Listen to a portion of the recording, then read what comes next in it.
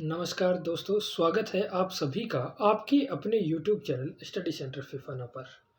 काफ़ी लंबे समय बाद हम लोग वापस YouTube पर जुड़ रहे हैं और आज मैं आप लोगों को करवाने वाला हूं नीट 2023 का क्वेश्चन पेपर का सॉल्यूशन, जो कल अपना नीट का पेपर यानी 7 मई को जो पेपर हुआ था उसका सॉल्यूशन, नीट के क्वेश्चंस का सॉल्यूशन मैं आप लोगों को करवा रहा हूँ।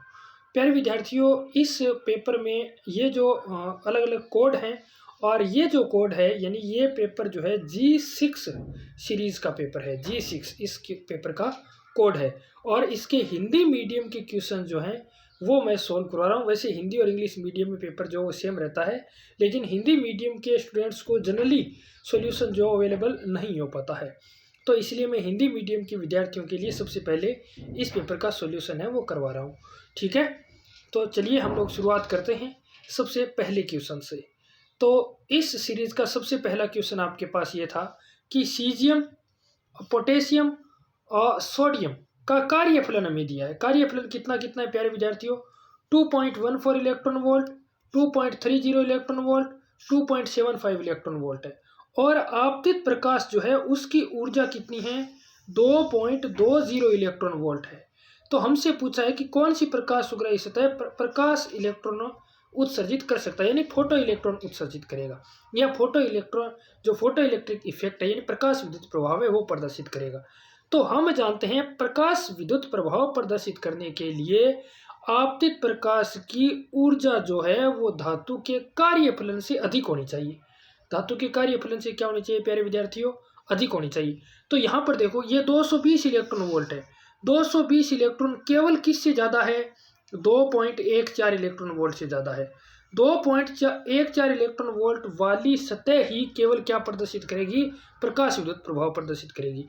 इसका मतलब केवल कौन प्रकाश विद्युत प्रभाव प्रदर्शित कर रहा है इस क्वेश्चन में? सीजियम कर रहा है। तो इसका आंसर क्या होगा प्यारे बच्चों? केवल सीजियम, यानी 2 नंबर ऑप्शन इसका करेक्ट आंसर होगा। ठीक है, चलिए चलते हैं नेक्स्ट क्वेश्चन की ओर।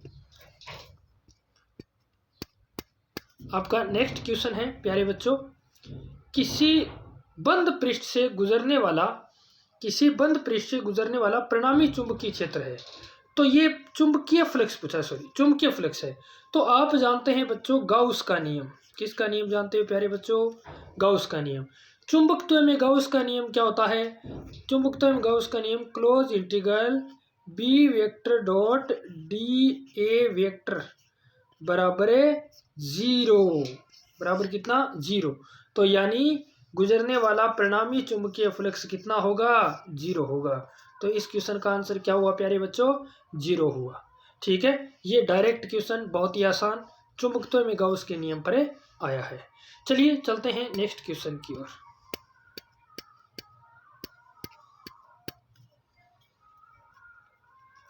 तीसरा क्वेश्चन बहुत ही शानदार क्वेश्चन है प्यारे विद्यार्थियों। क्वेश्चन में क्या दिया है हमें?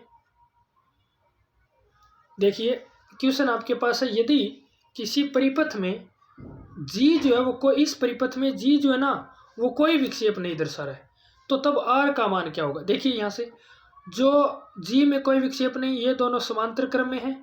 ठीक है ना, तो फिर यहाँ पर विभवांतर कितना हुआ? 2 वोल्ट हुआ। इस प्रतिरोध 400 ओम के लिए परिणामी विभवांतर कितना हो? तो इन दोनों का अंतर यानी कितना हो गया? 8 वोल्ट हो गया। तो इसमें धारा कितनी है? धारा का मान आ गया इसमें, यानी 400 ओम प्रतिरोध में धारा का मान क्या हुआ बच्चों? 8/400 आ गया। जितनी धारा इसमें है उतनी धारा आर में होगी। क्यों? क्योंकि जी कोई विक्षेप नहीं दर्शाता है। तो फिर यहाँ से आपके पास क्या आ जाएगा? जितनी धारा इसमें है तो 2/r आ गया, यानी आर में भी धारा कितनी है? विभवांतर 2 वोल्ट, प्रतिरोध आर, तो धारा आई किसके बराबर हुआ? ओम्स लॉ के अकॉर्डिंग आई बराबर V/R। तो V का मान है 2, प्रतिरोध R, ये मैंने यहाँ से कैंसिल किया 4, ये कैंसिल किया 100, तो R की वैल्यू कितनी आई प्यारे बच्चों? 100 ओम आ गई। R की वैल्यू कितनी आ गई? 100 ओम। तो इस क्वेश्चन का आंसर क्या होगा? 100 ओम होगा। चलिए चलते हैं नेक्स्ट क्वेश्चन की ओर। नेक्स्ट क्वेश्चन नंबर 4, ये भी बहुत ही शानदार क्वेश्चन था, इसकी लैंग्वेज पकड़नी थी। ठीक है ना, देखिए आपको क्या दिया है कि एक 12 वोल्ट और 60 वाट लैंप अपसाइड ट्रांसफार्मर के द्वितीयक से जुड़ा है, जो प्राथमिक 220 वोल्ट के प्रत्यावर्ती स्रोत से जुड़ा है। और ट्रांसफार्मर क्या मानना है, आदर्श मानना है। और प्राइमरी वाइंडिंग में आपको क्या निकालना है, करंट निकालना है। यहीं से इस क्वेश्चन का सॉल्यूशन हो गया दोस्तों। ट्रांसफार्मर को क्या मानना है, आदर्श ट्रांसफार्मर। आदर्श ट्रांसफार्मर क्या होता है बच्चों, ऐसा ट्रांसफार्मर जिसमें प्राथमिक और द्वितीयक वाइंडिंग में शक्ति क्षय वो बराबर हो, शक्ति क्षय क्या हो, बराबर। तो यहाँ पर शक्ति कितनी है, प्राइमरी में कितनी दी है प्यारे बच्चों, 60 वाट। प्राइमरी में कितनी दी है शक्ति, 60 वाट दी है। तो आपके पास आ गया प्राइमरी की शक्ति, सॉरी सेकेंडरी की दी है 60 वाट, ठीक है ना। प्राइमरी में कितना हो जाएगा, तो प्राइमरी में करंट हमसे पूछा है आईपी, और विभवांतर कितना है 220 वोल्ट। तो आईपी निकाल लेंगे यहाँ पर, क्योंकि शक्ति पी बराबर क्या होता है, वी आई होता है। तो वी की वैल्यू 220 वोल्ट होगी और पी की वैल्यू मैंने आईपी मान ली।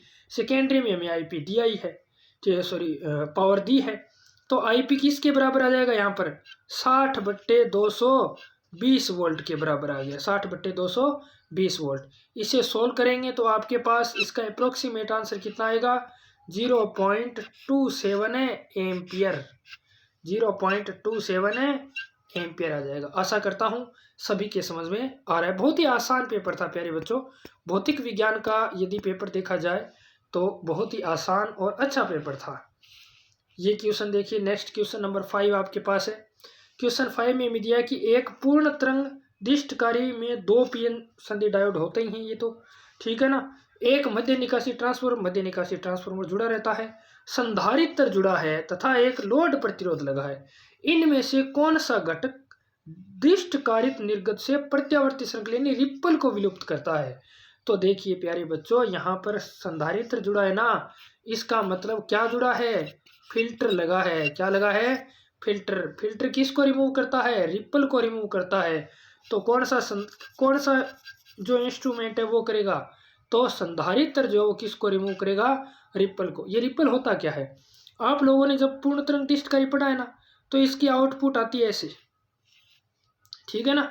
तो हमें चाहिए प्योर डीसी। प्योर डीसी में से इसे रिमूव करने के लिए जब ट्रांसफार्मर इसके पैरेलल में जोड़ा जाता है, सॉरी जब संधारित्र इसके पैरेलल में जोड़ा जाता है, तो संधारित्र है ना प्यारे बच्चों, ये केवल और केवल एसी पर वर्क करता है, डीसी पर वर्क नहीं करता है। तो एसी को तो ये किस में ले जाएगा, जो लोड रेजिस्टेंस है उसमें ले जाएगा, लेकिन डीसी को नहीं ले जा पाएगा। तो डीसी जो है वो हमें आउटपुट में फिर यहाँ पर मिल जाती है, ठीक है ना, ऐसे। तो यहाँ से लगभग क्या होगी, प्योर डीसी हमें आउटपुट में मिलती है और इस रिपल्स को क्या कर देता है, ये रिमूव कर देता है। तो इस क्वेश्चन का आंसर क्या होगा प्यारे बच्चों, संधारित्र होगा, ठीक है। चलिए बढ़ते हैं नेक्स्ट क्वेश्चन की ओर। क्वेश्चन नंबर 6, छठा क्वेश्चन बहुत ही आसान क्वेश्चन है। छठे क्वेश्चन में आपको दिया है प्यारे बच्चों, एक समतल विद्युत चुंबकीय तरंग मुक्त आकाश में गति कर रही है। यदि विद्युत क्षेत्र 48 वोल्ट पर मीटर आयाम तथा 2.0 × 10⁻10 हर्ट्ज आवृत्ति पर ज्या वक्र के रूप में दोलन करता है, तब चुंबकीय क्षेत्र के दोलन का आयाम कितना है। हमें चुंबकीय क्षेत्र पूछा है, तो हमें आवृत्ति से तो कोई मतलब ही नहीं है। हम लोग सीधा ये जानते हैं कि विद्युत चुंबकीय तरंग के लिए विद्युत क्षेत्र और चुंबकीय क्षेत्र में संबंध, क्या संबंध होता है प्यारे बच्चों, संबंध होता है ये कि बी जो है ना, ये बराबर होता है किसके, E/C के। बी किसके बराबर होता है, E/C के बराबर होता है। ई की वैल्यू आपको गिवन है कितनी, 48 डिवाइड बाय कितना, 3 × 10⁸, ठीक है। तो ये आ गया 16, ये ऊपर जाएगा 10⁻−8 हो गई, एक पॉइंट लगा दिया, 10⁻⁻7 आ जाएगा कितना, 1.6 × 10⁻⁻7 टेस्ला। इस क्वेश्चन का क्या हो जाएगा प्यारे बच्चों, आंसर हो जाएगा, ठीक है। चलिए बढ़ते हैं नेक्स्ट क्वेश्चन की ओर। ये क्वेश्चन नंबर 7, क्वेश्चन नंबर 7 जो है वो बहुत ही शानदार क्वेश्चन, और जो एरर का क्वेश्चन है वो नीट के एग्ज़ाम में जरूर 2 या 3 क्वेश्चन आते ही आते हैं। तो एरर आपका एकदम जो है बढ़िया से तैयार होना चाहिए, आगे जो विद्यार्थी एग्ज़ाम देंगे उनके लिए, और जिन्होंने एग्ज़ाम दिया है वो तो ये बात जानते ही हैं, ठीक है ना। तो देखिए, एक धात्विक तार जिसका द्रव्यमान हमें दिया है, त्रिज्या दी है और लंबाई दी है। हमें पूछा है इसके मापन यानी घनत्व के मापन में संभव अधिकतम त्रुटि क्या है। तो सबसे पहले पता होना चाहिए प्यारे विद्यार्थियों, ये घनत्व होता क्या है। तो घनत्व होता है द्रव्यमान बट्टे आयतन, यानी डी से लिखते हैं, और डी किसके बराबर होगा, m/v के। और यहाँ पर v जो है यानी ये तार है तो तार हो गया बेलन, तो बेलन के लिए m तो हो गया, v का मान क्या होगा, πr²l। ठीक है ना। अब इसमें त्रुटि निकालें तो क्या आएगा formula, del d/d equal to del m/m plus pi में तो कोई एरर है ही नहीं, पाई तो कांस्टेंट वैल्यू है, तो ये 2 मल्टीप्लाई में डेल r/r और plus del l/l। Percentage error निकालना है तो दोनों तरफ 100 से क्या कर देंगे, मल्टीप्लाई कर देंगे। डेल m की वैल्यू कितनी, 0.02, डेल m की वैल्यू कितनी है, 0.002 है। ठीक है। और फिर डेल r की वैल्यू कितनी, 0.001 और 0.02 वैल्यू है किसकी, l की। ये सभी वैल्यू पुट करेंगे, जैसे देखिए यहाँ पर मैं एक पुट करके बताता हूँ, 0.002 डिवाइड बाई 0.4, ठीक है ना, प्लस 2 इंटू डेल आर की वैल्यू 0.001 डिवाइड बाई 0.3, ऐसे ये पुट करेंगे। तो फिर इसे सोल्व करेंगे वैल्यू पुट करके, तो आपके पास इसका परसेंटेज एरर है वो कितना आएगा, अप्रोक्सीमेट 1.6% आएगा। अप्रोक्सीमेट कितना आएगा प्यारे बच्चों, 1.6%। चलिए बढ़ते हैं नेक्स्ट क्वेश्चन की ओर। नेक्स्ट क्वेश्चन है आपके पास क्वेश्चन नंबर 8। क्वेश्चन नंबर 8 बहुत ही शानदार क्वेश्चन है, और इस क्वेश्चन में हमें दिया है कि वायु में जो है वो आपको प्रकाश जो है t1 समय में x दूरी तय करता है, और अन्य सघन माध्यम में t2 समय में 10x दूरी तय करता है। तो इस माध्यम के लिए क्रांति कोण कितना है। तो सबसे पहले प्रकाश का वेग निकालते हैं, c किसके बराबर होगा, दूरी बटे समय यानी x/t1 हुआ। फिर निकालेंगे प्यारे बच्चों v का मान, यानी माध्यम में प्रकाश का वेग v कितना हुआ, तो v आपके पास हुआ दूरी कितनी, 10x और डिवाइड बाय t2 के बराबर। अब अपवर्तनांक है ना, म्यू किसके बराबर होता है, c/v के बराबर होता है, c/v के। तो इसे c और v की वैल्यू पुट करके जब इसे सोल्व करें तो आपके पास आएगा 10t1 डिवाइड बाय t2 के, 10t1 t2 बटे, ये आएगा आपके पास t2 बटे 10t1 के बराबर आएगा। ठीक है ना। और आप जानते हैं जब क्रांति कोण है तो क्रांति कोण की अवस्था में IC यानी क्रांति कोण किसके बराबर होता है, साइन इनवर्स 1/म्यू के बराबर होता है। तो यहाँ से म्यू की वैल्यू पुट करें तो 10t1/t2 आ जाएगी, तो साइन इनवर्स 10t1/t2 इसका आंसर हो जाएगा, यानी 1 नंबर इसका आंसर हो जाएगा। ठीक है। चलिए बढ़ते हैं क्वेश्चन नंबर नेक्स्ट 9 की ओर। 9वां क्वेश्चन भी बढ़िया क्वेश्चन है, इसमें थोड़ी सी कैलकुलेशन थी। ठीक है ना। तो देखिए आपको दिया है कि एक विद्युत द्विध्रुव है, जो इसका विद्युत द्विध्रुव जो है 2 × 10⁵ न्यूटन पर कूलाम तीव्रता के एक विद्युत क्षेत्र के साथ कितने डिग्री कोण बनाता है, 30 डिग्री का कोण। इस पर लगने वाला बल आघूर्ण 4 न्यूटन मीटर है। यदि द्विध्रुव की लंबाई 2 सेंटीमीटर हो तो द्विध्रुव पर आवेश कितना है। तो आप जानते हैं बल आघूर्ण टो बराबर होता है प्यारे बच्चों PE sine theta, PE sign theta के बराबर होता है। ठीक है ना। P बराबर होता है किसके, Q × L के, तो Q L E और साइन थीटा, ये आपके पास फॉर्मूला आ गया इसका। तो यहाँ से आपको निकालना क्या है, Q निकालना है।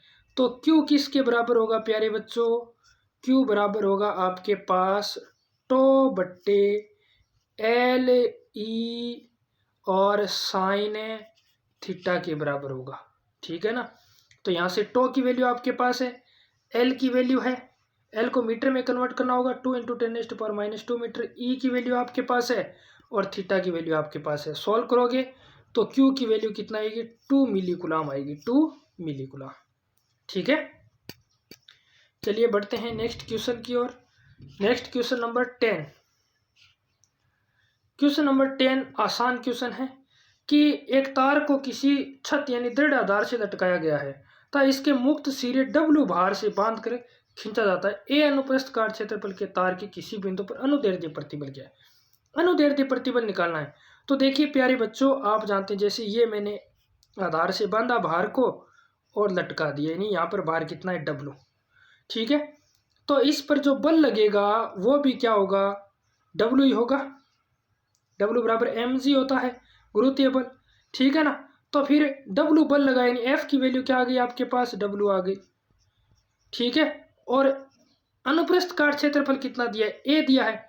तो प्रतिबल क्या होता है, F अपॉन A होता है। तो F की वैल्यू कितनी है, W, और क्षेत्रफल कितना है, A। तो प्रतिबल कितना हो जाएगा, W बटे A हो जाएगा, ठीक है। ये थे आपके 10 क्वेश्चन शुरुआत के। बहुत ही आसान पेपर है प्यारे बच्चों, लगातार जुड़े रहें वीडियो से। आपको एक एक क्वेश्चन का सॉल्यूशन है वो मैं करवाऊंगा। वीडियो हालांकि थोड़ा लंबा हो सकता है, लेकिन मैं कोशिश करूँगा कि सभी क्वेश्चन जो हैं वो आपको बहुत ही बढ़िया तरीके से मैं सारे क्वेश्चन जो हैं उनका हल करवाऊँ, ठीक है। चलिए अब बढ़ते हैं नेक्स्ट क्वेश्चन की ओर। नेक्स्ट क्वेश्चन आपके पास है क्वेश्चन नंबर 11। ये भी बहुत आसान क्वेश्चन, सभी क्वेश्चन जो हैं वो मैं क्लास में अक्सर करवाते रहता हूं और उन्हीं में से ये क्वेश्चन आए हैं। तो आपको दिया हाइड्रोजन स्पेक्ट्रम की बामर श्रेणी की न्यूनतम तरंगदैर्ध्य लैम्डा है, ब्रैकेट श्रेणी की न्यूनतम तरंगदैर्ध्य क्या होगी। तो सबसे पहले बामर श्रेणी की बात करें तो बामर सीरीज के लिए क्या होगा बेटा जी, n1 की वैल्यू तो होगी 2 और n2 की वैल्यू क्या होगी, इन्फिनिटी होगी, ठीक है ना। तो यहाँ से आप लोग जब लेमडा निकालोगे, लेमडा, तो लेमडा की वैल्यू क्या आएगी, R/4 आएगी। कितनी आएगी, R/4/R, सॉरी, कितनी आएगी, 4/R आएगी, ठीक है ना।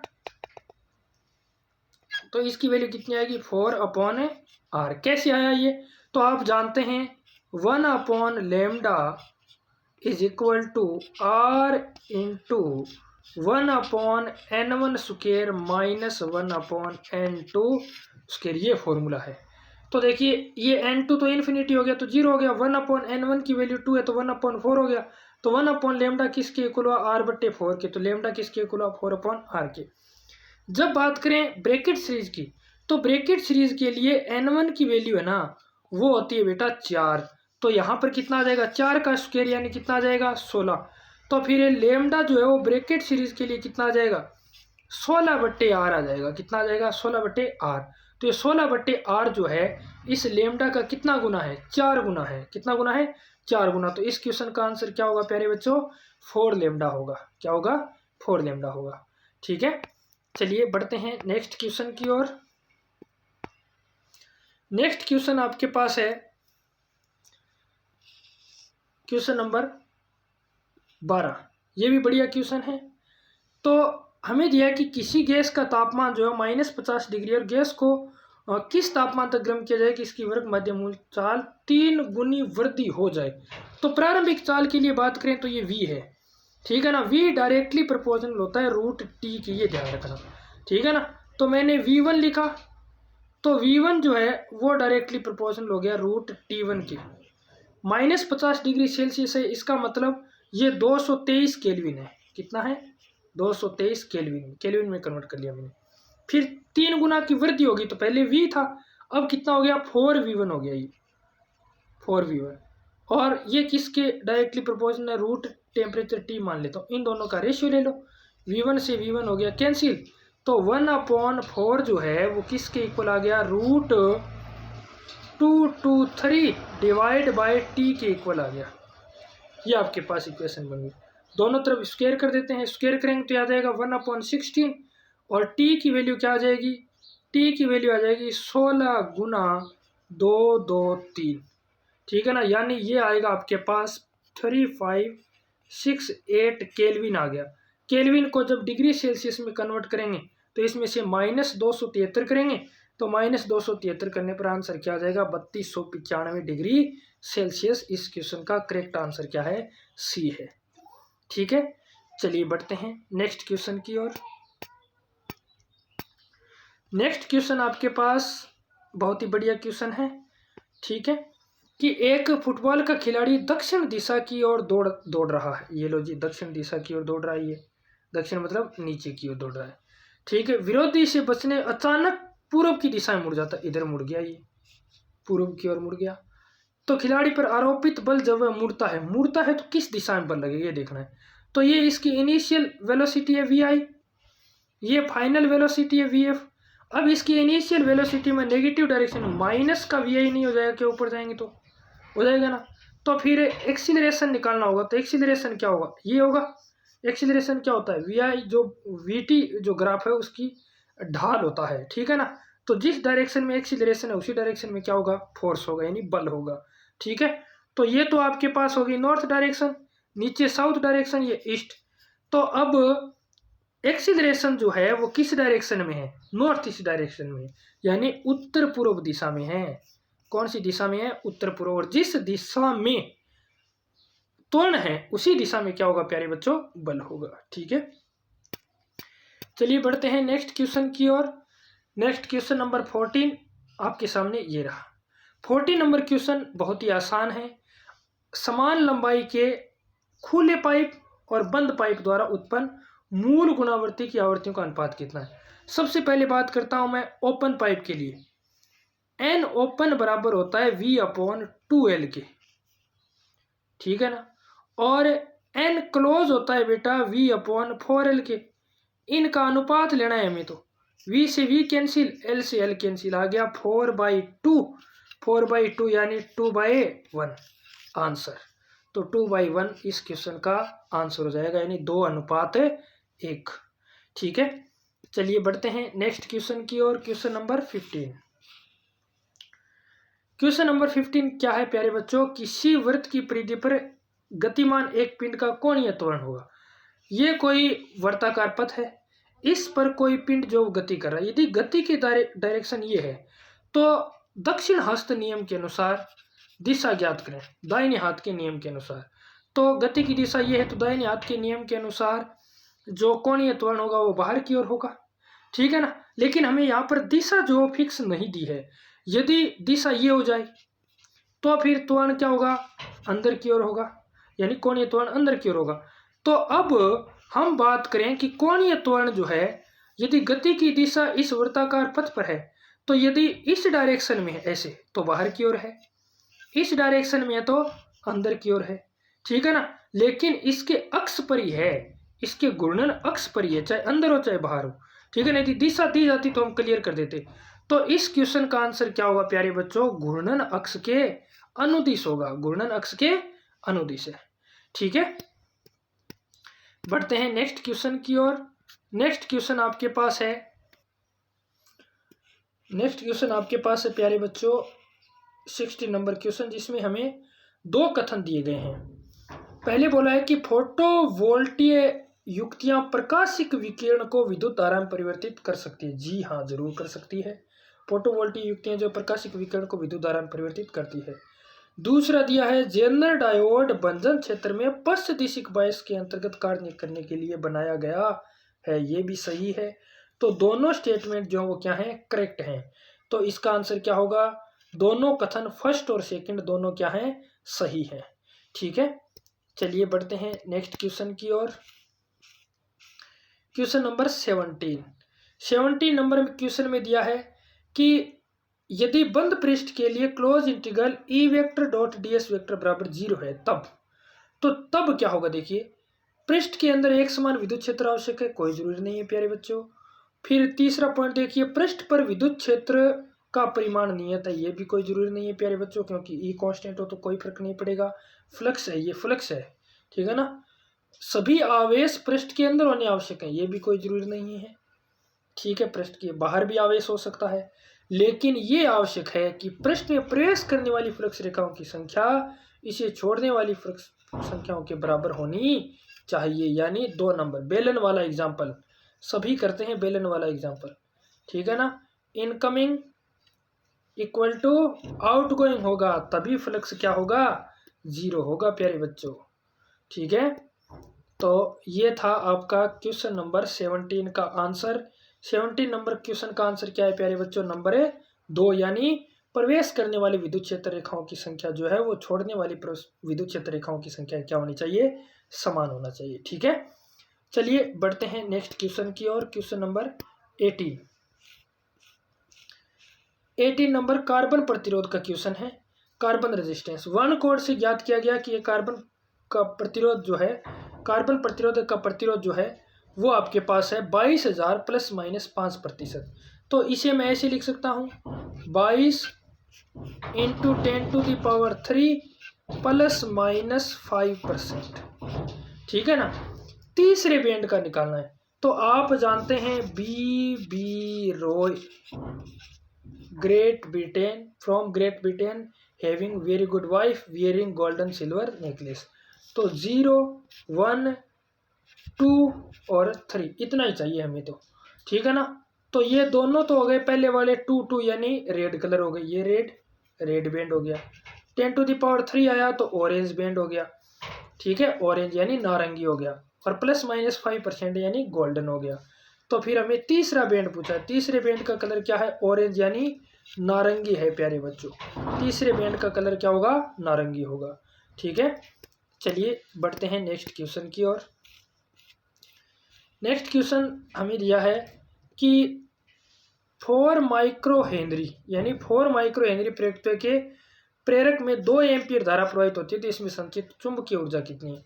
तो चुंबकीय ऊर्जा UB का फॉर्मूला होता है प्यारे बच्चों 1/2 LI², 1/2 LI²। L की वैल्यू क्या है? 4 माइक्रो हेनरी, तो 4 माइक्रो ही लिख देता हूँ सीधा इसे। I की वैल्यू कितनी है? I की वैल्यू है 2, 2 का स्क्वायर कितना हो गया? 4, और इनटू में 1/2, तो यहाँ से आ गया 2 आ गया, 2 2 जा कितना हो गया? 8। तो 8 माइक्रो और ऊर्जा क्या हो गई? जूल में होगी, 8 माइक्रो जूल। इस क्वेश्चन का क्या हो जाएगा? आंसर हो जाएगा। ठीक है, चलिए बढ़ते हैं नेक्स्ट क्वेश्चन की ओर। Question number 20। 20वां क्वेश्चन आपके पास है प्यारे बच्चों। एक श्रेणीबद्ध LCR परिपथ में L की वैल्यू दी है, C की वैल्यू दी है, R की वैल्यू दी है। अनुनाद उत्पन्न होने की स्थिति में आवर्ती पूछिए, यानी अनुनादी आवर्ती पूछिए।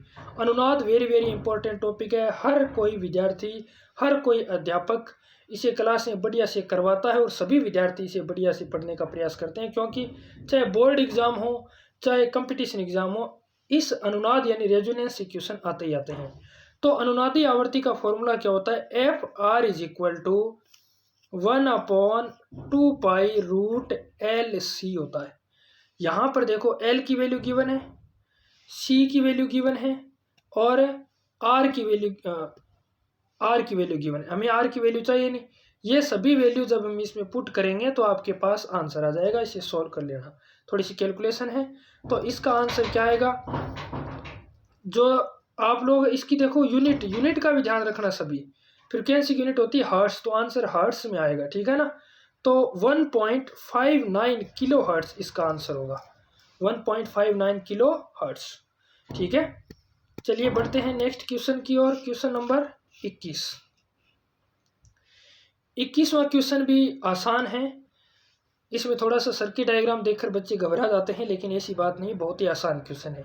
सबसे पहले इन बैटरियों पर आइए। ठीक है ना। इनका तुल्य विद्युत वाहक बल कितना होगा? 5 वोल्ट। कितना होगा? 5 वोल्ट।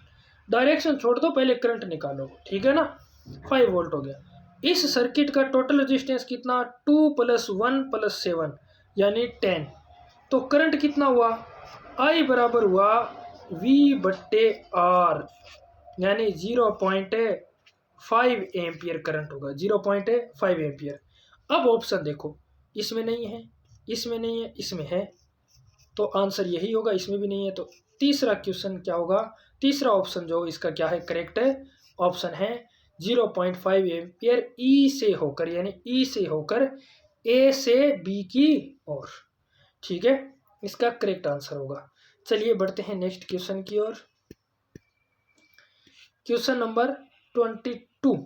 बहुत ही बढ़िया क्वेश्चन, लॉजिकल क्वेश्चन है प्यारे बच्चों। ये सभी विद्यार्थी क्या करते हैं? ऊर्जा का फॉर्मूला याद कर लेते हैं, यानी E बराबर, सभी याद क्या करते हैं? H/√2mk, ये याद करते हैं। तो √k की जगह यहाँ EV लिख देता हूँ मैं। ठीक है ना। √k की जगह एनर्जी जो EV लिख दूँ, ये याद कर लेते हैं। और 1/√v लगा के आते हैं, लेकिन ये गलत है। यहाँ से डायरेक्ट ये लिखो E=hc/λ नहीं होता क्या, hc/λ। E किसके लिए, x किरणों के लिए विभवांतर वोल्ट में दिया है, तो E=EV हो गया, EV। तो यहाँ से क्या आ जाएगा, लेमडा जो है मिनिमम किसके इक्वल हुआ, hc, ये EV इधर डिवाइड में आ गया, तो V की क्या है, ये इन्वर्सली प्रोपोर्शनल है। V की क्या है, इन्वर्सली प्रोपोर्शनल, यानी लेमडा जो है वो क्या होगा, तरंग दैर्ध्य जो है अनुक्रमानुपाती है किसके, 1/v के। ठीक है, ये इसका करेक्ट आंसर होगा। चलिए बढ़ते हैं नेक्स्ट क्वेश्चन की ओर। क्वेश्चन नंबर 23वें क्वेश्चन में ये वापस एरर का क्वेश्चन है, बहुत इजी। ताप तथा वोल्टेज स्रोत में अप्रत्याशित उतार चढ़ाव के कारण मापन में आई त्रुटियां क्या हैं। तो ये यंत्र की त्रुटियां नहीं होती, व्यक्तिगत त्रुटियां भी नहीं है, अल्पतमांक त्रुटि भी नहीं, ये क्या है, यादृच्छिक त्रुटि है, अचानक आने वाली त्रुटि है। इन्हें मतलब जैसे ये मान लो कि एक तरीके से आप खड़े हैं और खड़े खड़े अचानक टेम्परेचर बढ़ गया, तो आपका कंट्रोल थोड़ी है उसके ऊपर, ये तो अचानक हुआ है। तो अचानक होने वाली ऐसी त्रुटि को क्या बोला जाता है, यादृच्छिक त्रुटि, यानी रैंडम एरर होता है ये। ठीक है, तो इन्हें बोला जाता है रैंडम एरर। ठीक है, चलिए बढ़ते हैं नेक्स्ट क्वेश्चन नंबर 24वां क्वेश्चन जो है वो आसान क्वेश्चन है। थोड़ा सा मैं स्क्रीन छोटी करके बताता हूँ, बड़ा देखिए। हाँ, यंग के द्विध्रुवीय प्रयोग के लिए दो कथन है। यदि पर्दा झिर्रियों के तल से दूर जाता है तो फ्रिंज का कोणीय पार्थक्य नियत रहता है। जी हाँ, देखिए बहुत ही बढ़िया क्वेश्चन। आप जानते हैं कि जब पर्दे और जो फ्रिंजें बनती हैं, फ्रिंजों की कोणीय पार्थक्य के बीच में संबंध निकालने, लेमडा यानी n lambda is equal to, Bragg समीकरण आप लोग सभी जानते हैं, n lambda is equal to d sine theta होता है। ठीक है ना, तो यहाँ से थीटा जो है ना वो डायरेक्टली प्रोपोर्शनल है किसके, लेमडा अपॉन डी के। और पर्दे की दूरी जो कैपिटल डी होती है, तो कैपिटल डी पर तो ये निर्भर नहीं करता, तो यानी डी के साथ क्या है, ये नियत है, कैपिटल डी के साथ क्या है, नियत। पहला कथन क्या है, सही है। यदि एकवर्णी प्रकाश स्रोत को किसी दूसरे अधिक तरंग दैर्ध्य के एकवर्णी प्रकाश स्रोत से तो फ्रिंजों का कोणीय पार्थक्य घटता है नहीं। लेमडा यदि बढ़ेगा तो थीटा की वैल्यू बढ़ेगी, तो ये क्या हो गया, गलत हो गया। तो पहला तो सही है और दूसरा स्टेटमेंट क्या है, गलत है। तो कथन दोनों गलत नहीं, कथन एक सत्य है परंतु कथन दो क्या है, असत्य है, यानी चौथा इसका ऑप्शन है वो क्या होगा, करेक्ट होगा। ठीक है, चलिए बढ़ते हैं नेक्स्ट क्वेश्चन, क्वेश्चन नंबर 25 की ओर। ये बढ़िया क्वेश्चन है, ये प्रक्षेप्य गति का क्वेश्चन भी हर बार एग्जाम में आता ही आता है प्यारे बच्चों। बहुत ही आसान क्वेश्चन है। वैसे हमें पूछा है अधिकतम ऊंचाई, यानी एक बंदूक की गोली को 36 से 30 डिग्री की दिशा में ऊपर की ओर 280 मीटर प्रति सेकंड की चाल से दागी जाती है, अधिकतम ऊंचाई क्या होगी। तो अधिकतम ऊंचाई यानी एच मैक्स का फॉर्मूला क्या होता है, you square sine square theta upon 2g होता है। इसे आप ऐसे भी लिख सकते हो, U Y square upon 2g। U Y निकालो तो यू वाई किसके इक्वल है, यू वाई इक्वल होता है बेटा यू साइन थीटा के। यू की वैल्यू 280 है, साइन थीटा की वैल्यू 30 डिग्री, तो साइन 30 की वैल्यू क्या होगी, 1/2। 280 में 2 का भाग दिया, कितना आ गया, 140। तो यहाँ से देखो ये तो हो गया 140 का स्क्वायर यानी 19600 डिवाइड बाय 2 इंटू 9.8, ये पॉइंट हटाया ऊपर 0 लगा दिया, ये कैंसिल कर दिया 2 से, तो 2000/2 यानी 1000। तो आंसर क्या आ गया, एच मैक्स की वैल्यू क्या आ गई, 1000 आ गई। ठीक है, तो इसका करेक्ट आंसर क्या होगा, 1000 होगा। ठीक है, चलिए बढ़ते हैं नेक्स्ट क्वेश्चन की ओर। क्वेश्चन नंबर 26वां क्वेश्चन देखिए प्यारे बच्चों क्या है, एक कार्नो इंजन की दक्षता कितनी है, 50% और इसके स्रोत का तापमान 327 डिग्री सेल्सियस, अभिगम का तापमान क्या होगा, यानी हमसे पूछा है सिंक का तापमान क्या होगा। तो सबसे पहले तापमान को किस में परिवर्तित करना होगा, केल्विन में। तो ये स्रोत का तापमान है टी सोर्स, तो 327 डिग्री सेल्सियस है, इसे केल्विन में कन्वर्ट करूंगा तो 273 इसमें जोड़ देंगे, तो 273 और 327 हो गए 600 केल्विन। कितना हो गया, 600 केल्विन हो गया। ठीक है, चलिए बढ़ते हैं आगे। तो आपके पास क्या आ जाएगा अब, ईटा दक्षता, यानी ईटा किसके इक्वल है प्यारे बच्चों, 1 माइनस टी सिंक और बट्टे टी सोर्स होता है, टी सोर्स, ठीक है ना। तो आपके पास यहां से इसका आंसर जो है देखिए क्या आएगा, तो दक्षता 50% यानी 1/2 हो गई, बराबर 1 माइनस टी सिंक तो हमें निकालना है, बटे ये हो गया 600, तो ये आ जाएगा आपके पास टी सिंक बटे 600 इक्वल टू 1/2 यानी 300। तो 300 केल्विन आया, 300 केल्विन, तो इसे डिग्री सेल्सियस में चेंज करेंगे तो क्या आ जाएगा, 27 डिग्री सेल्सियस इस क्वेश्चन का आंसर आ जाएगा। ठीक है, चलिए बढ़ते हैं नेक्स्ट क्वेश्चन की ओर। क्वेश्चन नंबर 27 नंबर क्वेश्चन देखिए, साबुन के घोल से 2 सेंटीमीटर त्रिज्या का साबुन का बुलबुला पाने के लिए आवश्यक ऊर्जा की मात्रा क्या होगी, पृष्ठ तनाव दिया है। तो साबुन का घोल के यानी साबुन का बुलबुला है तो कितने पृष्ठ हुए बेटा, 2 पृष्ठ, ये ध्यान रखना सभी। और पानी का बुलबुला हो, ठीक है ना, तो पानी के बुलबुले में केवल 1 पृष्ठ होता है, लेकिन साबुन के बुलबुले में कितने पृष्ठ होते हैं, 2, बाह्य और आंतरिक। तो ऊर्जा का फॉर्मूला क्या होगा, U बराबर 2 पृष्ठ हो गए 2T इंटू क्षेत्रफल कितना 4πr²। तो 2T की वैल्यू गिवन है, 4πr की वैल्यू भी क्या है गिवन है, इसे मीटर में कन्वर्ट कर लेना। तो इसे सोल्व करेंगे तो आपके पास वैल्यू पुट करके फाइनल आंसर क्या आएगा, 3.01 इंटू 10⁻⁴ जूल आ जाएगा। ठीक है, फॉर्मूला ये है, इसमें वैल्यू पुट करके सॉल्व कर लेना। चलिए next question, question number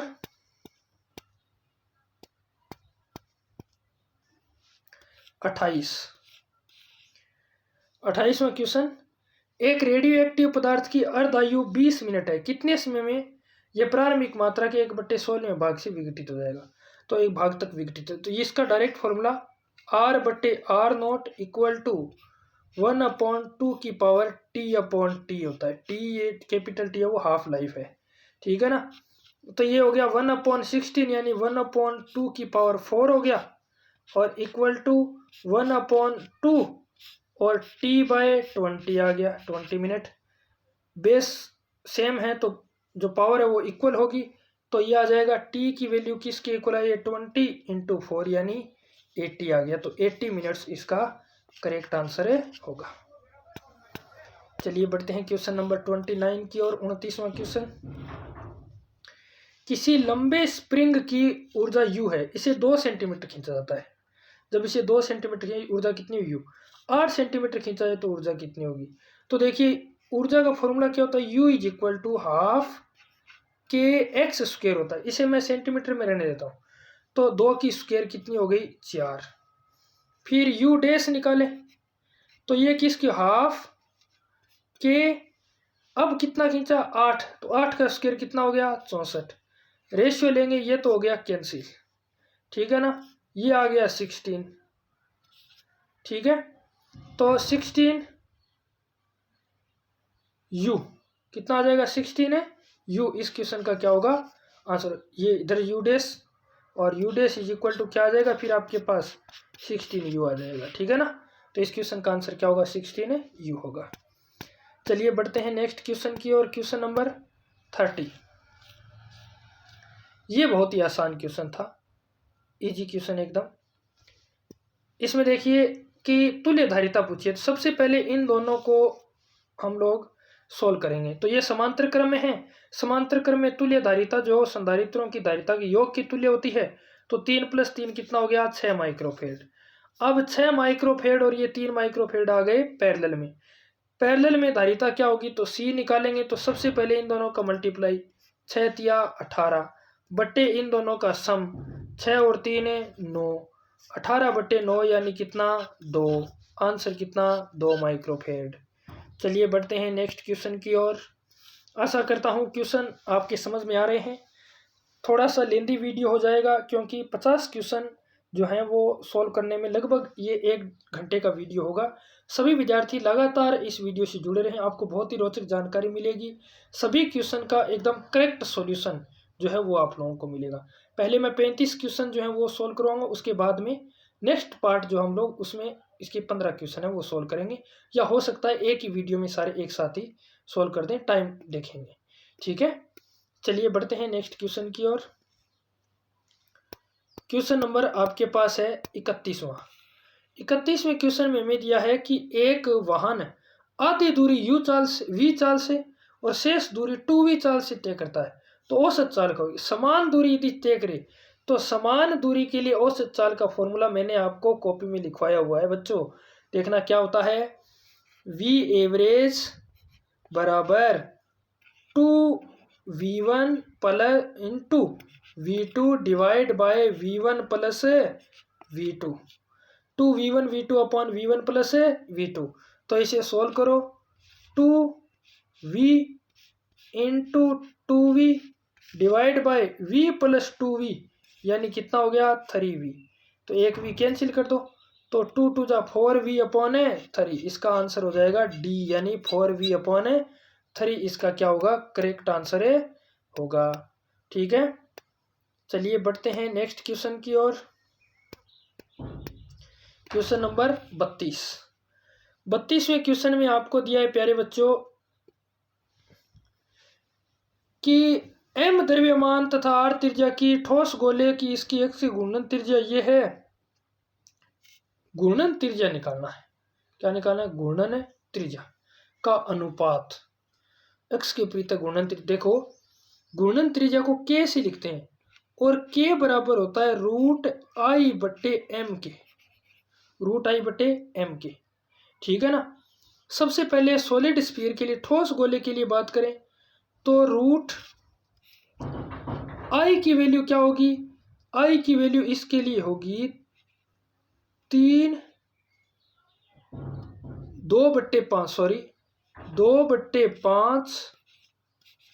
M R square बट्टे एम हो गया।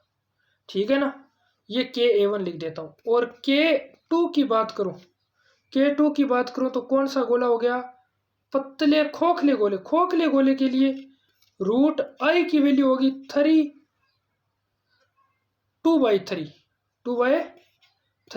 एम आर स्क्वायर बट्टे एम। तो यहां से जो आंसर आपके पास आएगी तो कैंसिल हो जाएंगे, 2 से 2 कैंसिल हो जाएगी, आंसर जो आएगा वो √3/5 आएगा। ठीक है ना। और ऐसा इसमें क्वेश्चन में कहीं दिया नहीं है। यदि आंसर माने बोर्ड तो ये आंसर मानेगा, ठीक है ना, लेकिन ये करेक्ट आंसर नहीं है। इसका करेक्ट आंसर रूट में आएगा, √3/5। तो इस क्वेश्चन में मिलेगा आप लोगों को बोनस। ठीक है, इस क्वेश्चन में क्या मिलेगा आप लोगों को, बोनस मिलेगा। चलिए बढ़ते हैं नेक्स्ट क्वेश्चन की ओर। Question number 33। ये बहुत ही शानदार क्वेश्चन था, थोड़ा कैलकुलेटिव और बढ़िया क्वेश्चन था। m और 9m के दो पिंड एक दूसरे r दूरी पिंडों को मिलाने वाली रेखा पर जहां गुरुत्वीय क्षेत्र 0 है, गुरुत्वीय विभव कितना होगा।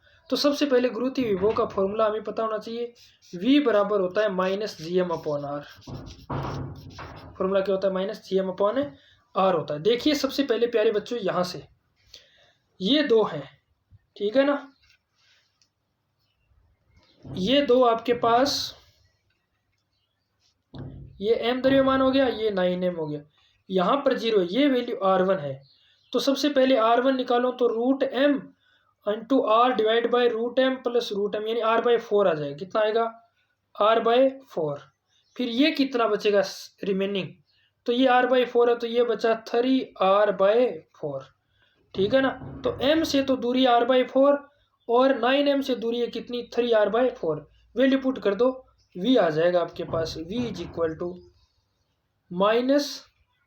-g द्रव्यमान m divide by r/4 minus ये आ जाएगा 9gm। 9gm क्यों लिखा, द्रव्यमान कितना है 9m है, डिवाइड बाई 3r/4। इसे सोल्व करना, इसे सोल्व करेंगे तो ये आ गया 3 और 4 जा 16 यानी -16 gm/r इसका आंसर होगा, -16 gm/r। ठीक है, चलिए बढ़ते हैं नेक्स्ट क्वेश्चन की ओर। Question number 34। वेंटूरी प्रवाह मापी किस प्रकार ये करता है? ये तो बहुत ही आसान क्वेश्चन आ गया। बर्नौली थ्योरम पर काम करता है। बर्नौली थ्योरम क्या होती है? किसी धारा रेखीय प्रवाहित द्रव की दाब ऊर्जा, गतिज ऊर्जा और स्थितिज ऊर्जा का योग हमेशा क्या रहता है? नियत रहता है। और इसी सिद्धांत पर यानी बर्नौली प्रमेय के सिद्धांत पर ही वेंटूरी प्रवाह मापी, टोरिसेली प्रमेय, मैग्नस प्रभाव, ये आप सभी पढ़ते हैं। ठीक है, चलिए बढ़ते हैं नेक्स्ट क्वेश्चन नंबर 35। एक प्रत्यावर्ती स्रोत को संधारित्र C से जोड़ा गया, इसकी संचालन आवृत्ति घटने से संचालन आवृत्ति घटेगी। तो देखिए क्या होगा, प्रत्यावर्ती स्रोत को जोड़ा है तो आप सभी जानते हैं एक्स सी जो है वो इक्वल टू होता है 1/ओमेगा c के। ओमेगा इज इक्वल टू होता है 2πf। यदि f की वैल्यू घटेगी तो एक्स सी की वैल्यू क्या होगी? बढ़ेगी। और एक्स सी की वैल्यू यदि बढ़ेगी तो फिर यानी एक्स सी हो गया प्रतिरोध, प्रतिरोध यदि बढ़ेगा तो करंट की वैल्यू क्या होगी? घटेगी। तो विस्थापन धारा के मान में क्या आएगी? कमी आएगी। यानी विस्थापन धारा क्या होगी प्यारे बच्चों? घटेगी। विस्थापन धारा क्या होती है? विस्थापन धारा के बारे में मैक्सवेल ने बताया था। क्या बताया था? कि विस्थापन धारा जो है वो विद्युत क्षेत्र में या विद्युत फ्लक्स में परिवर्तन के कारण प्रवाहित होने वाली धारा है। ठीक है ना, विद्युत क्षेत्र या विद्युत फ्लक्स में परिवर्तन के कारण प्रवाहित होने वाली धारा क्या होती है? विस्थापन धारा होती है। ये 35 क्वेश्चन आपके यहाँ तक कंप्लीट होते हैं। देखते हैं क्वेश्चन नंबर 36। चलो एक ही वीडियो में पूरा कर देते हैं इन सभी क्वेश्चंस को। Question number 36। Question number 36, hydrogen परमाणु के सबसे आंतरिक कक्षा की त्रिज्या इतनी है 0.35 एंगस्ट्रॉम बोल दो। तीसरी कक्षा की त्रिज्या पूछिए तो आप जानते हैं आर किसके इक्वल होता है? 0.35 n² z। हाइड्रोजन के लिए z की वैल्यू 1 हो गई और n की वैल्यू यहाँ पर कितनी है? 3। तो R3 की वैल्यू क्या आ जाएगी? 0.53 और इंटू 9 एंगस्ट्रॉम आ जाएगा। 3 का स्क्वायर कितना हो गया? 9। इसे मल्टीप्लाई करेंगे तो 45 और 27 यानी 4.77 एंगस्ट्रॉम आ जाएगा। ठीक है, चलिए बढ़ते हैं क्वेश्चन, जल्दी जल्दी करवाता हूँ अब मैं। Question number 37। क्वेश्चन नंबर 37 में देखिए प्यारे बच्चों क्या दिया आप लोगों को? प्लेटिनम तार का प्रतिरोध 0 डिग्री सेल्सियस पर 2 ओम और 80 डिग्री सेल्सियस पर 6.8 ओम है। ताप गुणांक कितना होगा? तो आप जानते हैं R is equal to R0 into 1 plus alpha del T होता है। ये फॉर्मूला है। ठीक है ना, R0 की वैल्यू आपको दी है 2 ओम, R की वैल्यू दी है कितनी? 80 डिग्री सेल्सियस। डेल टी की वैल्यू प्रतिरोध में तापमान में परिवर्तन कितना है? 0 डिग्री सेल्सियस 80। एल्फा की वैल्यू आप लोगों को निकालनी है। तो इस क्वेश्चन में R0 डेल टी की वैल्यू पुट करके यदि आप इसे सोल्व करोगे तो इसका आंसर क्या आएगा? 3 इंटू 10⁻² पर डिग्री सेल्सियस आएगा। ठीक है, चलिए बढ़ते हैं क्वेश्चन नंबर 38 पर। 38 क्वेश्चन नंबर 38 जो है इसमें L की वैल्यू गिवन है, C की वैल्यू गिवन है और R की वैल्यू गिवन है। हमसे पूछा है परिणामी प्रतिबाधा क्या होगी। तो प्रतिबाधा का फॉर्मूला होता है प्यारे बच्चों Z is equal to root R² plus XL minus XC का होल स्क्वायर, ये होता है फॉर्मूला। तो यहां से हमें XL की वैल्यू निकालनी होगी। XL इक्वल होता है किसके? ओमेगा L के। ठीक है ना, तो ओमेगा की वैल्यू पुट करी 2πf और इसे सोल्व किया तो ये आ जाएगा 5 ओम। फिर XC निकालना होगा। X इक्वल टू होता है 1/ओमेगा c के। इसे सोल्व करेंगे तो आपके पास ये आएगा 10 ओम। अब यहां पर वैल्यू पुट कर दो तो Z की वैल्यू क्या आ जाएगी? देखो मैं रूट में डायरेक्ट बताता हूं। R की वैल्यू पुट की 10 का स्क्वायर कितना हो गया? 100। फिर प्लस XL माइनस XC तो 100 10 माइनस 5 यानी 5 का स्क्वायर हो गया 25 यानी ये आ गया रूट 125। रूट 125 यानी 5√5 तो आंसर हो गया 5√5 ओम। ठीक है, चलिए बढ़ते हैं नेक्स्ट क्वेश्चन की ओर। Question number 39 logic gate. Logic gate की क्वेश्चन भी आसान है। देखिए यहाँ से A तो ये हो गया A की बार आ जाएगा, यहाँ पर नॉट गेट लगा है। ये आ जाएगा B की बार, नॉट गेट लगा है। Y इज इक्वल टू आपके पास क्या आएगा? Y की वैल्यू आपके पास आएगी प्यारे बच्चों, Y इज इक्वल टू आ जाएगा आपके पास ए की बार डॉट बी की बार क्योंकि नेंड गेट लगाया आगे, और इसे बूलियन एलजेब्रा के अनुसार सोल्व करें तो ये इक्वल होता है ए प्लस बी के। किसके इक्वल होता है? ए प्लस बी के इक्वल होता है। तो ए प्लस बी आ गया, मतलब कौन सा गेट है? ये और गेट है। कौन सा गेट है? और गेट है। और गेट है तो देखो 0 0 0 ये गलत हो गया, 0 0 1 नहीं होता, 0 0 1 नहीं होता, ये गलत। क्वेश्चन ये ऑप्शन नंबर 3 जो है वो आपका क्या है? करेक्ट है। ठीक है, ऑप्शन नंबर 3 और गेट हो गया। चलिए बढ़ते हैं नेक्स्ट क्वेश्चन नंबर 40 की ओर। 40 नंबर क्वेश्चन देखिए, ये भी बढ़िया क्वेश्चन है। एक समान प्रतिरोध R के 10 प्रतिरोधों को ई विद्युत वाहक बल के तथा नगण्य आंतरिक प्रतिरोध की बैटरी के साथ श्रेणी क्रम में जोड़ा गया, तो धारा का मान कितना हो? आई सीरीज निकाल लेता हूं पहले मैं। ई बटे 10 है, 10 प्रतिरोध है तो 10 R हो गया प्यारे बच्चों। कितना हो गया? 10 R। ठीक है, इन्हें बैटरी समांतर क्रम में जोड़ा जाए तो आई पी निकाल लेता हूं। आई पी किसके?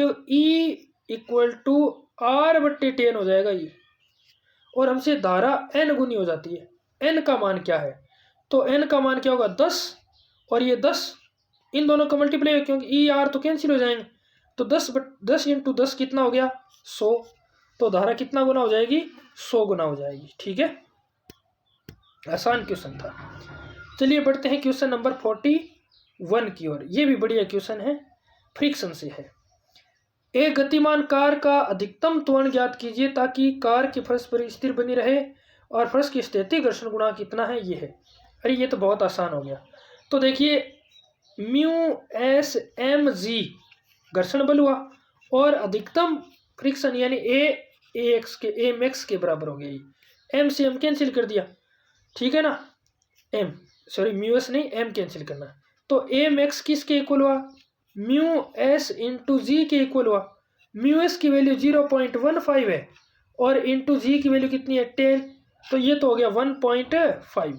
बहुत ही आसान क्वेश्चन है तो 1.5 मीटर पर सेकेंड स्क्वायर आंसर हो जाएगा 4 नंबर। ठीक है, चलिए बढ़ते हैं क्वेश्चन नंबर 42 की ओर। ये भी बढ़िया क्वेश्चन है 42।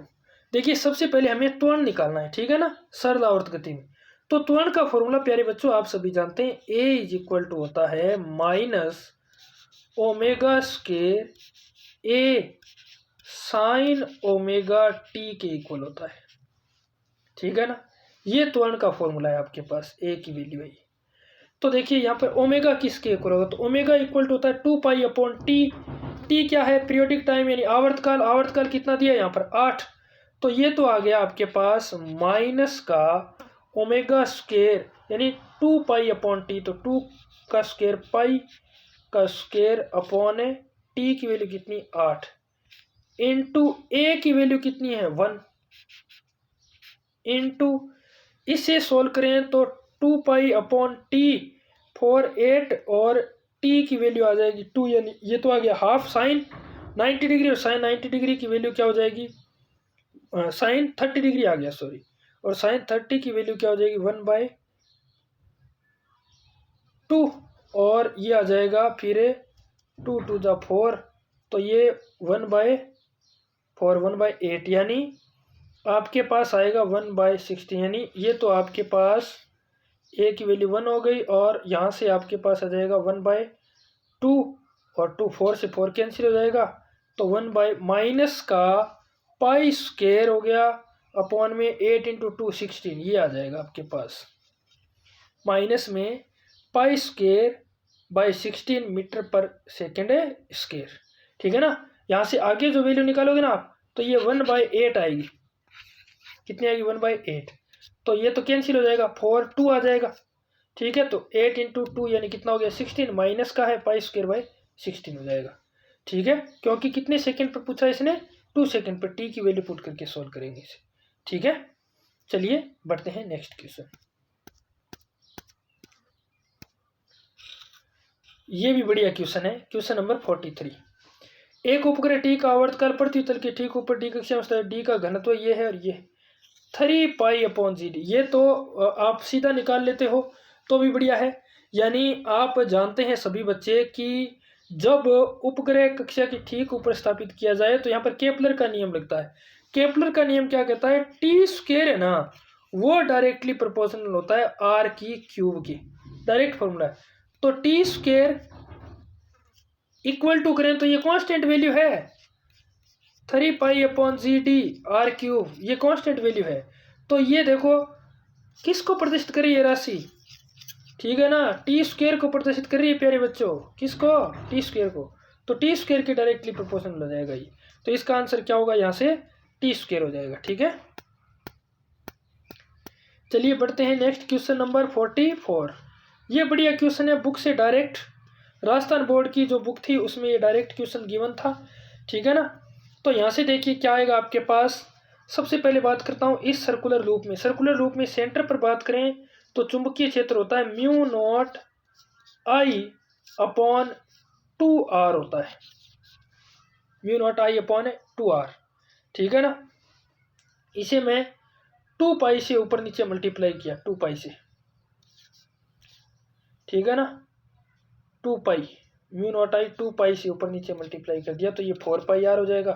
तो 4I, ये तो 2/π तो आना ही आना है, तो ये आंसर नहीं होगा, ये आंसर नहीं होगा। ठीक है ना, और वैसे आप करंट की डायरेक्शन से निकालो। ठीक है ना, दक्षिण हस्त नियम लगाओ, धारा इस दिशा में है तो चुंबकीय क्षेत्र बाहर की ओर होगा। ठीक है ना, बाहर की ओर होगा, दक्षिण हस्त नियम लगाएंगे ऐसे। ठीक है ना, ऐसे देखिए ये है तो ये अंगूठा जो मेरी तरफ है बाहर, ठीक है ना, ऐसे बाहर की ओर है, तो बाहर की ओर है, तो बाहर की ओर देख लो कौन सी आंसर में है, तो बाहर की ओर इन दोनों के अलावा बाहर की ओर केवल एक में ही है, यानी आंसर नंबर 4 हो जाएगा इसका करेक्ट। ठीक है, चलिए बढ़ते हैं क्वेश्चन नंबर 45 की ओर। क्वेश्चन नंबर 45 लेंसों के संयोजन का क्वेश्चन है। ठीक है ना, इसमें मैं फॉर्मूला बता देता हूँ, कौन सा फॉर्मूला लगेगा, 3 अलग अलग पार्ट करके बताता हूँ। देखो, एक तो ये कॉम्बिनेशन हो गया ऐसा, ठीक है, फिर एक ये लेंस हो गया, और फिर एक ये हो गया। इन सभी के लिए अलग अलग फॉर्मूले लगाने हैं। ठीक है ना, तीनों के लिए फॉर्मूले लगाएंगे और सॉल्व करेंगे। फॉर्मूला कौन सा, ये lens makers formula, 1/f = μ-1 × 1/r1 - 1/r2, ये फॉर्मूला लगाना है। ठीक है ना, जब इन दोनों के लिए फॉर्मूला लगाएंगे इस कंडीशन के लिए, तो आपके पास ये वैल्यू आएगी माइनस का 3/100। ठीक है, फिर ये दोनों सेम है, दोनों के लिए सेम वैल्यू आएगी, इसके लिए अलग वैल्यू आएगी, वैल्यू पुट करके सॉल्व कर लेना। ठीक है ना, सॉल्व करोगे तो इसका आंसर प्यारे बच्चों आएगा -100 सेंटीमीटर। ठीक है ना, बस तीनों कंडीशन बता दी, R1 R2 की वैल्यू गिवन है। यहाँ पर इस कंडीशन में जब आप वैल्यू रखोगे तो ये प्लेन हो गया ना, तो प्लेन है तो इसकी जो रेडियस ऑफ कर्वेचर यानी आर की वैल्यू इन्फिनिटी होगी, इसके लिए भी रेडियस ऑफ कर्वेचर आर की वैल्यू क्या होगी, इन्फिनिटी होगी। ठीक है ना, बात समझ आ गई सभी की। और ये N1 refractive index, N2 refractive index हमें गिवन है दोनों। ठीक है, चलिए बढ़ते हैं नेक्स्ट क्वेश्चन के लिए।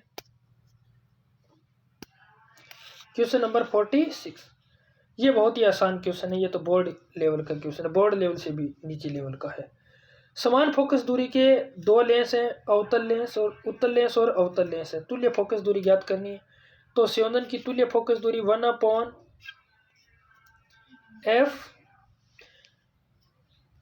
=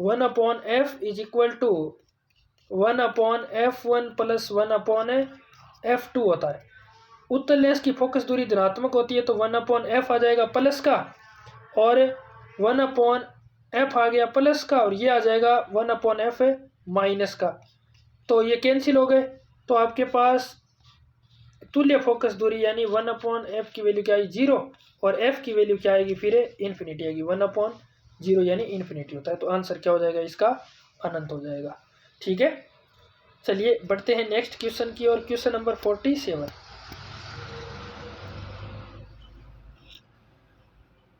भी आसान क्वेश्चन है। तो यहाँ से L लंबाई के एक तार में आई धारा x की धनात्मक दिशा के अनुरूप प्रवाहित हो रही है और चुंबकीय क्षेत्र इतना है, तो कार्यरत बल निकालना है।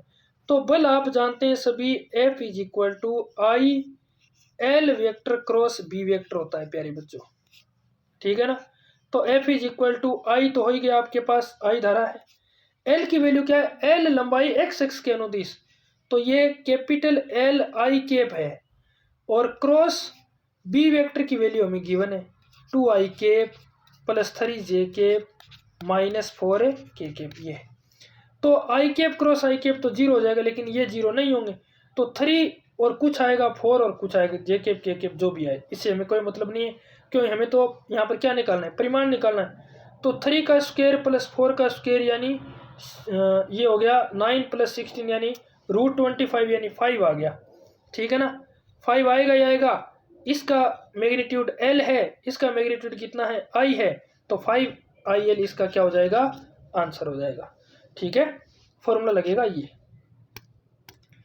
फिर क्रॉस मल्टीप्लाई जो है वो करना है इसमें। ठीक है, चलिए नेक्स्ट क्वेश्चन, ये बढ़िया क्वेश्चन है जो गति के समीकरण है उन पर आधारित। गति का तीसरा समीकरण इसमें लगेगा।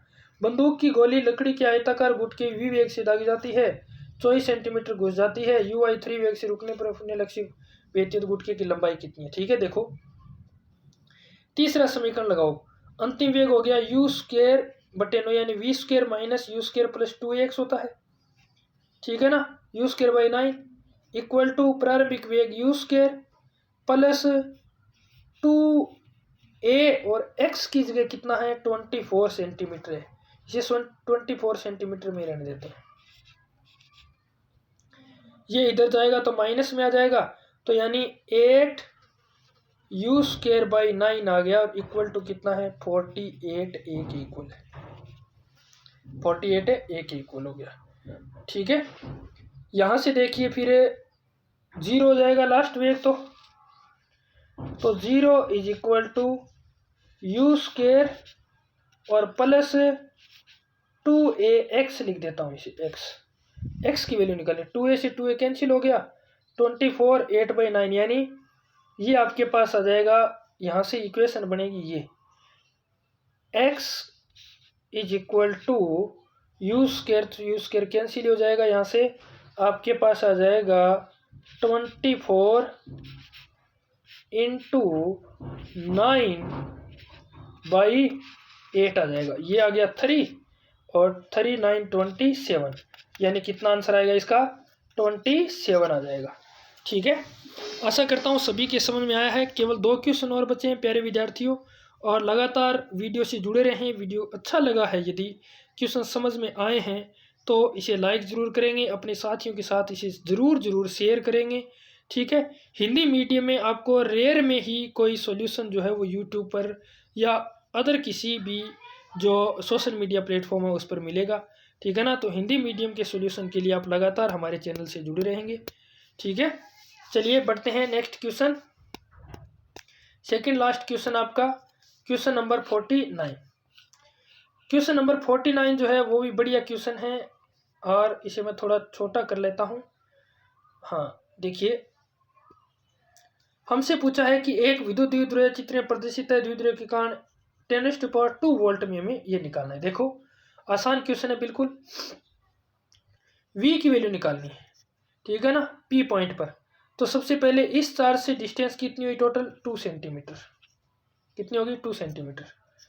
तो आपके पास आ जाएगा V इज इक्वल टू होता है KQ अपॉन R, R की वैल्यू 2 इंटू 10⁻⁻² है तो ऊपर प्लस का 2 हो जाएगा 10⁻² वोल्ट आ जाएगा। ठीक है ना, फिर किसका निशान माइनस का। डिस्टेंस टोटल दोनों पॉइंट यानी यहाँ से यहाँ तक की डिस्टेंस कितनी होगी 5 + 3 8 हो गई, तो KQ और अपॉन में कितना आ जाएगा 8 आ जाएगा। इसे सोल्व कर लेते हैं, 10⁻² तो ऊपर जाएगी प्लस की हो जाएगी माइनस वाली।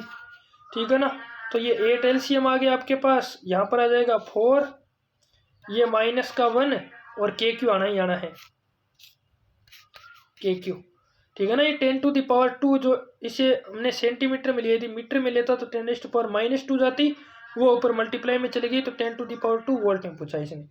तो 3/8 हो गया KQ हो गया, 3/8 KQ इसका आंसर हो जाएगा। ठीक है सॉरी, चलिए लास्ट क्वेश्चन आपका नीट के इस पेपर का लास्ट क्वेश्चन जो है वो सॉल्व करते हैं हम लोग। लास्ट क्वेश्चन हमें दिया है, बहुत ही आसान क्वेश्चन है वैसे ये, और इसमें भी गति का समीकरण लगेगा। ठीक है ना, कि एक नदी पर एक क्षैतिज पुल बनाया गया, पुल पर खड़े एक छात्र 4 सेंटीमीटर पर सेकंड की वेग से एक छोटी गेंद ऊर्ध्वाधरता ऊपर की ओर फेंकता है। 4 सेकंड बाद पानी किस तरह से टकराती है, पुल की ऊंचाई कितनी है। हमें तो ऊंचाई निकालनी है, तो S is equal to U T plus half of A T square, ये समीकरण लगाऊंगा मैं, ठीक है ना। तो यहाँ से देखो H is equal to height निकालना हो यू टी 4 इंटू 4 यानी कितना हो गया 16 माइनस, ठीक है क्योंकि ऊपर की ओर फेंका इसने पहले, हाफ जी की वैल्यू कितनी 10 टी स्क्वेयर, तो टी की वैल्यू कितनी है 4, 4 का स्क्वायर कितना हो गया 16, ये आ गया 8 इंटू 10 80 माइनस 16 हो जाएगा, 80 माइनस 16 कितना हो गया 64, तो आंसर कितना हुआ 64 मीटर, कितना हुआ 64 मीटर। तो ये था प्यारे विद्यार्थियों नीट के पूरे पेपर का सॉल्यूशन। आशा करता हूँ सभी के समझ में आया है। ज़्यादा से ज़्यादा वीडियो को शेयर करें, लाइक करें, और आगे भी नीट के ऐसे क्वेश्चंस जो हैं वो इस वीडियो पर अब लगातार, इस चैनल पर अब लगातार जारी रहेंगे। सभी विद्यार्थी इसे ज़्यादा से ज़्यादा शेयर करेंगे, वीडियो को अंत तक देखें, चैनल को सब्सक्राइब करें, शेयर करें। धन्यवाद। जय हिंद, जय भारत। और आशा करता हूँ जिन विद्यार्थियों ने ये एग्ज़ाम दिया है वो नीट में अच्छा स्कोर करेंगे। यदि कोई भी विद्यार्थी जिसको ये लगता है कि मुझे आगे क्या करना चाहिए, किस तरीके, कोई भी सुझाव यदि आप देना चाहें या कोई भी जानकारी आप लेना चाहें तो कमेंट बॉक्स में लिख सकते हैं। और आपका क्या स्कोर जो है वो नीट में है, तो वो नीट का स्कोर आप लोगों ने आंसर की तो मिला ही लिए सभी ने, तो उस हिसाब से आप कमेंट बॉक्स में ज़रूर बताएंगे। धन्यवाद। जय हिंद, जय भारत।